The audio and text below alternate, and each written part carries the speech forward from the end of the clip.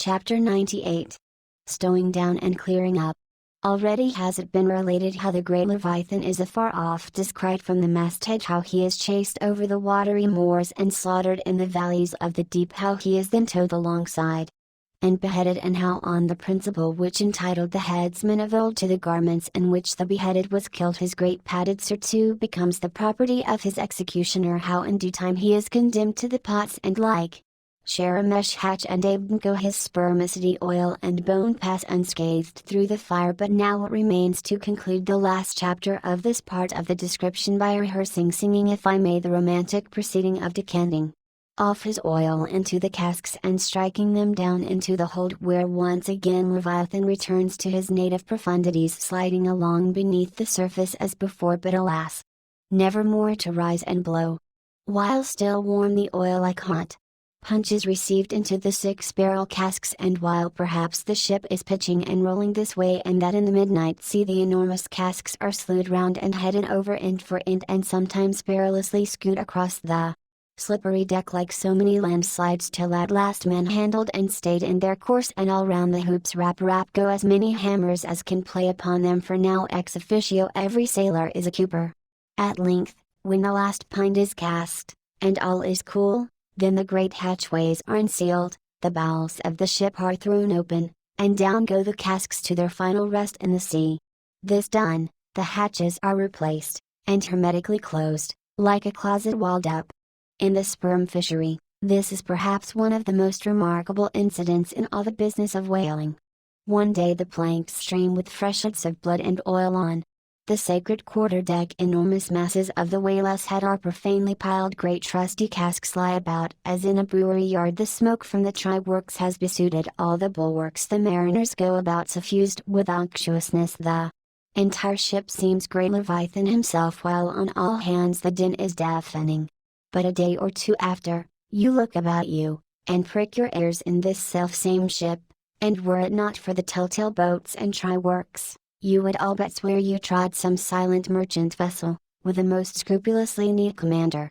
The unmanufactured sperm oil possesses a singularly cleansing virtue. This is the reason why the decks never look so white as just after what they call an affair of oil.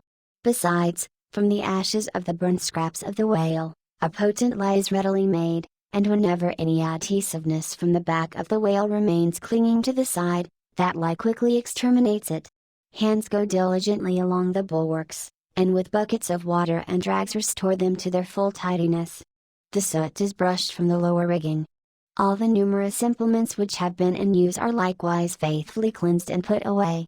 The great hatches scrubbed and placed upon the try-works, completely hiding the pots. Every cask is out of sight. All tackles are coiled in unseen nooks, and when by the combined and simultaneous industry of almost the entire ship company the whole of this conscientious duty is at last concluded, then the crew themselves proceed to their own ablutions, shift themselves from top to toe, and finally issue to the immaculate deck fresh and all aglow as bridegrooms new leapt from out the daintiest hall. And now with elated step they pace the planks in 2s and 3s, and humorously discourse of parlors, sofas, carpets, and fine cambrics proposed to mat the deck. Think of having hanging to the top object not to taking tea by moonlight on the piazza of the forecastle, to hint to such must mariners of oil, and bone, and blubber, were little short of audacity.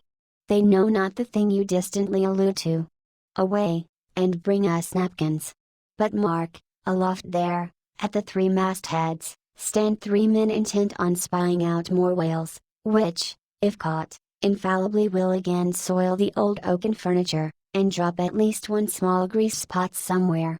Yes, and many is the time when, after the severest uninterrupted labors which know no night, continuing straight through for 96 hours, when from the boat where they have swelled their wrists with all day rowing on the line, they only step to the deck to carry vest chains, and heave the heavy windlass, and cut and slash, yea, and in their very sweatings to be smoked and burned anew by the combined fires of the equatorial sun and the equatorial try-works, when on the heel of all this they have finally bestirred themselves to cleanse the ship and make a spotless dairy room of it, many is the time the poor fellows, just buttoning the necks of their clean frocks, are startled by the cry of their she-blows.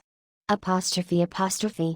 And away they fly to fight another whale, and go through the whole weary thing again. Oh, My friends, but this is man-killing. Yet this is life.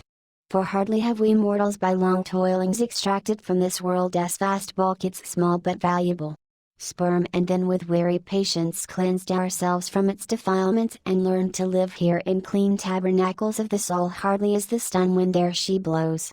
The ghost is spouted up, and away we sail to fight some other world, and go through young life's old routine again. Oh, the metempsychosis.